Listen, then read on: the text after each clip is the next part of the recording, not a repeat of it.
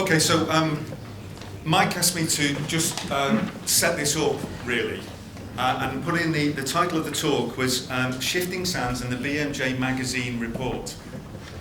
Now, I changed that when I sent back my talk, and he changed it back again to this. So I'm going to talk just about the BMJ paper. This is the UK heel fracture trial. Now, I was involved in this, but I'm not an author on the reports, so these are just my opinions about this, just to set the scene, really. So this was the conclusion from the UK heel fracture trial.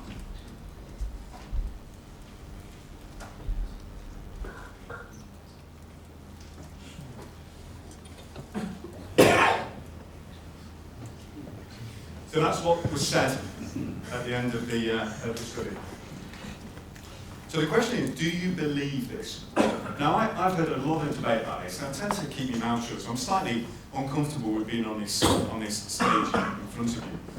I've heard lots of criticism of the study on lots of different levels, some of which I might agree with, others less so. The thing that I found quite irritating, though, is the questioning of the science behind this. Okay, so I'm going to lay this on the line. This was a really well-designed study. Yeah? This is a big, multi-centre, representative, healthcare-based study, 150 patients, 22 centres, and the follow-up rate, which is the killer blow for nearly every study in the Orthopaedics, because patients who break their heels are normally running away from either someone's husband or the police. Right? So getting follow-up in this group was actually incredibly difficult. The guys who ran this trial, run through Warwick CTU here, actually did an amazing job, 95% follow-up at 2 years.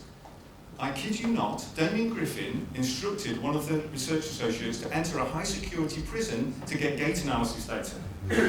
He didn't go, very sensibly, but that was how far they went in the lengths to get follow-up data. That is absolutely unheard of in this group of patients. And there is no evidence of a difference on any outcome at any time point throughout the course of this study. So from a science point of view, this is good. The use of the term magazine for the BMJ is pejorative. Now, I read stuff in there and I take it with a pinch of salt, but not the research section. The stuff in the research section is reviewed by at least 8 different people. All these studies, before they get funded, are reviewed by several people. Sally Lamb, very senior in health technology assessment yesterday, suggested that before a study to health technology assessment gets funded, 60 experts, clinical reviewers, and methodological reviewers have reviewed it. This was ARUK funded, but it's the same level of evidence base in here. So, questioning the science, little nitpicking, yes, we all do that, but it's a good quality study. So what is the criticism of this particular result? This was the clear message, and this is what came out, and this, to my mind, slightly unfortunately, was presented black and white, which these net trials never really are. So there's no support for open reduction and internal fixation for these fractures, and that was interpreted widely as do not fix osteocalcium fractures. So what is the but here? And the but in my mind is the exclusion criteria for this study. And it's not about the large number of patients who never agreed to take part, which actually in optic normative studies is inevitable and doesn't necessarily cause a selection bias.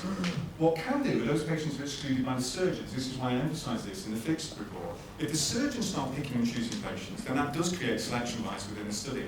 And 57 patients were excluded by something called fibular impingement. So that's only a quarter of the patients who were eligible were excluded by the surgeons for this, but it's still that group. Is there something about that group that behaves differently to osteocalcium fractures in general? So what does that fibular impingement thing mean? Well, I'll tell you just what I think about this. I think it's about mechanical axis, and fibular impingement is about where the heel sits relative to the mechanical axis of the leg. So I'm convinced, and was convinced by this study and the previous evidence, that the anatomic reduction of the posterior facet of the subtalar joint does not improve functional outcome following a heel fracture. That's what this result shows, and that's what the other studies show. And why kind of gets bit to back with something that Nick mentioned before. You can put the subchondral bone back anatomically. You cannot restore the integrity of the articular cartilage that's been blown apart in that subtalar joint. So why did we think that anatomic reduction would make a difference in this joint? I'm completely convinced that's the case. So what does that mean for practice? Well, for me it means the extensile lateral approach is dead. Because that approach was all about the anatomic restoration. And I was pissed off about this because it had taken me 5 years under Martin Blakeman's tutelage to learn how to do the bloody operation. and then suddenly it's no longer required. And I'm convinced that that's the case now.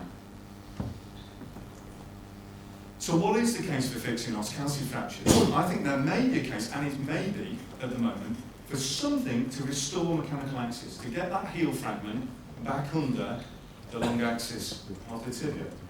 And the problem I have, and the reason these days I don't fix them, two of my colleagues in Oxford do, rarely, but I don't do them anymore, is because I don't know how to do that. I'm looking at all the papers coming out and all the reports and all the things on podiums to tell me what's the best way to get that bone back underneath whilst avoiding the complications. And at that point I'm going to stop and hand over to Ian.